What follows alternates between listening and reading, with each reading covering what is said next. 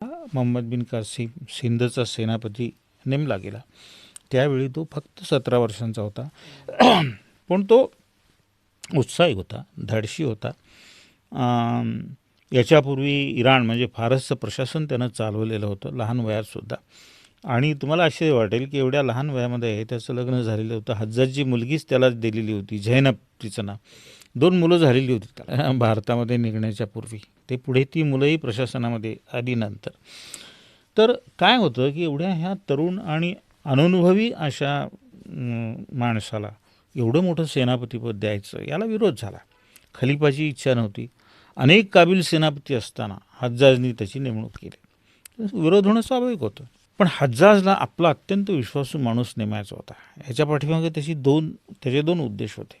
एक असं की विश्वासू माणूस म्हणजे आपण दिलेले सगळे हुकूम तो तंतोतंत पाळेल. दुसरं असं की जी लूट मिळेल तिथं त्याच्यामध्ये हज्जाजला स्वतःचा हिस्सा पाहिजे. त्यावेळी ज्योतिषावर फार लोकांचा विश्वास होता. म्हणजे ते सिंधचे लोक असतील किंवा हे अरब असतील. तर त्याने एक युक्ती केली हज्जाजने.